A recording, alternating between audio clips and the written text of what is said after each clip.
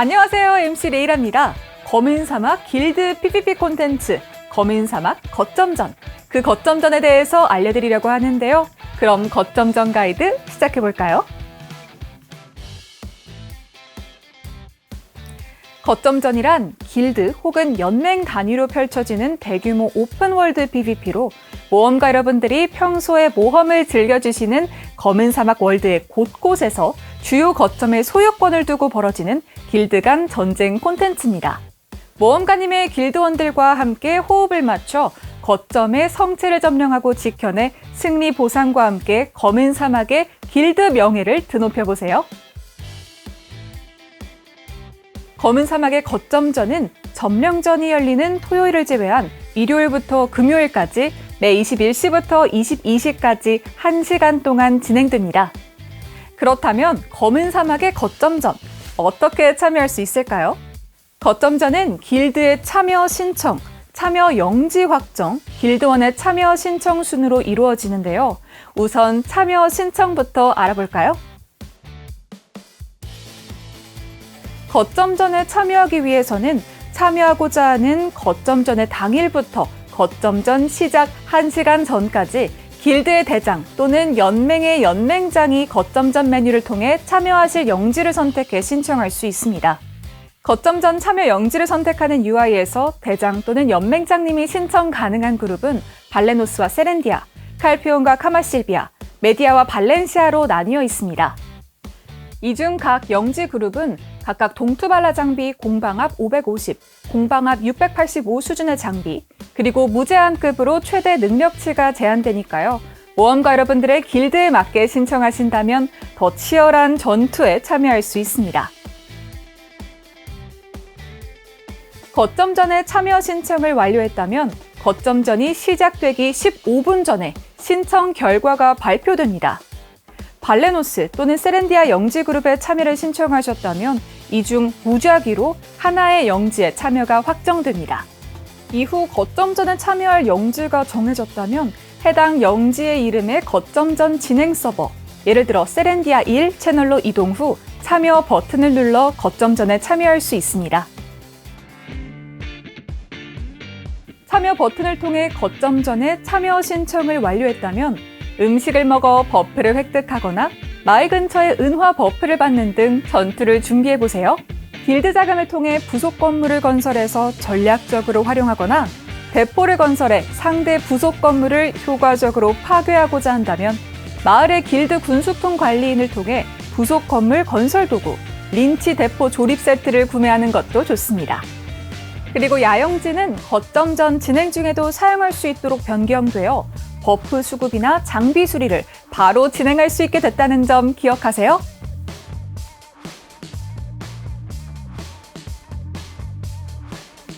거점전 시작 10분 전, 거점전이 진행되는 서버에서 화면 우측 상단에 자 모여라 기능이 활성화됩니다. 이 버튼을 누르면 모험가 여러분은 거점전이 진행되는 지역 인근 마을로 즉시 이동되는데요. 빠르게 길드원들과 모일 수 있는 이 기능을 통해 다 같이 모여 작전을 준비하고 다 함께 출발할 수 있습니다. 거점전이 시작되면 모험가 여러분이 참여한 거점전 영지에 함께 참가한 다른 길드 수에 따라 거점전 성체가 활성화됩니다. 또한 매 거점전마다 활성화되는 거점 성체의 위치도 달라집니다. 처음에는 그 누구의 소유도 아닌 중립 성체지만 먼저 성체의 내구도를 모두 소모시켜 성체를 파괴하는 것으로 해당 성체를 점령할 수 있는데요. 성체를 점령한 뒤에는 참여한 다른 길드의 공격을 막아내는 것이 주요 목표가 됩니다. 활성화된 성체들에는 참여 길드 수에 따라 최소 10분에서 최대 60분까지 정해진 종료 시간이 있는데요. 이는 월드맵에서도 각 성체의 위치와 종료 시간을 확인하실 수 있습니다. 거점전에서 승리하기 위해서는 성체를 점령한 길드가 종료 시간이 모두 지날 때까지 성체를 지켜내야 승리할 수 있습니다. 거점전에서 승리하면 해당 거점을 최종으로 점령하게 되며 보상을 받고 거점전에서 퇴장합니다.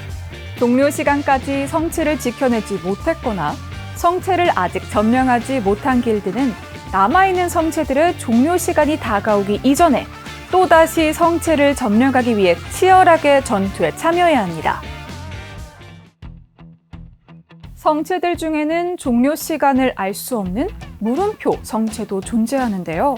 이 성체는 언제 종료될지 표시되지 않은 성체로 종료 시간이 모두 지나 성체를 소유하게 되면 다른 성체보다 더 큰 보상을 획득할 수 있는 성체입니다. 따라서 종료 시간이 곧 다가오는 성체를 노려 치열하게 공격하거나 종료 시간을 알 수 없는 성체를 점령하고 꾸준히 지켜 큰 보상을 획득하는 등의 다양한 전략을 고민해 볼 수 있겠죠? 거점전에서는 다른 길드의 모험가와 전투 중 사망하게 돼도 사망 이후에 부활할 마을을 직접 선택해서 부활할 수 있어 빠르게 그리고 전략적으로 합류할 수 있습니다. 그리고 빠른 합류를 위해 아주 중요한 탑승물인 말도 함께 부활하도록 변경됩니다. 거점전에서 활용되는 부속 건물과 공성병기는 크게 부속 건물, 공성병기와 길드 탑승물, 전진 기지로 나눌 수 있는데요. 부속 건물은 말의 길드 군수품 상인에게 구매한 부속 건물 건설 도구로 거점전 지역 어디에서나 건설할 수 있습니다.